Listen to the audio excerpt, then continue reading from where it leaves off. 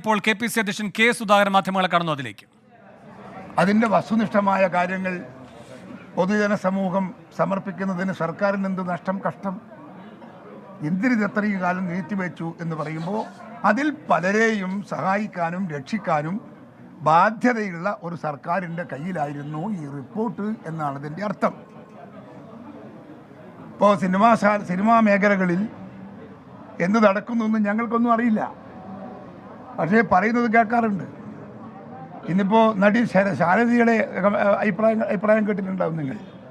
അപ്പോൾ സ്വാഭാവികമായും അത്തരം സംഭവങ്ങളൊക്കെ പലയിടങ്ങളിലും ഉണ്ടാകുന്നു.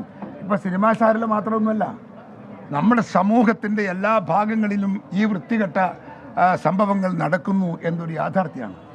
കോളേജുകളിൽ, സ്കൂളുകളിൽ, ഫാക്ടറികളിൽ, സർക്കാർ ഓഫീസുകളിൽ ഒക്കെ ഇതൊക്കെ സ്വാഭാവികമായി ചെറിയ ഇതുപോലെ വ്യാപകമായിട്ടൊന്നും കേട്ടിട്ടില്ലെങ്കിലും ഇങ്ങനെയൊക്കെ ചെറിയ സംഭവങ്ങളൊക്കെ എല്ലായിടത്തും കേൾക്കുന്നു എന്നത് നമ്മുടെ നാടിൻ്റെ ഏറ്റവും വലിയ നെറികെട്ട നാണം കെട്ട ഒരു ഭാഗമായി നമ്മളതിനെ കാണണം. പരിഹരിക്കാനുള്ള സംരംഭവും പരിഹരിക്കാനുള്ള ഒത്തൊരുമയും കേരളത്തിലെ ജനങ്ങൾ, ഉദ്യോഗസ്ഥന്മാർ, നടീനടന്മാർ എല്ലാ ആളുകളും കാണിക്കണമെന്നാണ് എനിക്കിതേക്കുറിച്ച് പറയാനുള്ളത്.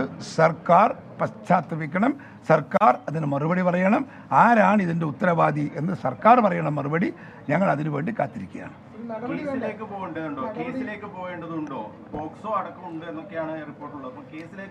അല്ല, അതൊക്കെ ലീഗലായ കാര്യങ്ങളാണ്. അതൊക്കെ ലീഗൽ ആളുകളോട് ചോദിച്ച് അതിൻ്റെ തീരുമാനം കൽപ്പിക്കാം. ഞങ്ങൾ രാഷ്ട്രീയക്കാരാണ്, തോന്നുന്നത് പറഞ്ഞിട്ട് നിങ്ങൾ വാരി വലിച്ചെഴുതിയിട്ട് നാട് കുട്ടിച്ചോറാക്കണ്ട. KPC അധ്യക്ഷന്റെ പ്രതികരണമാണ് കണ്ടത്.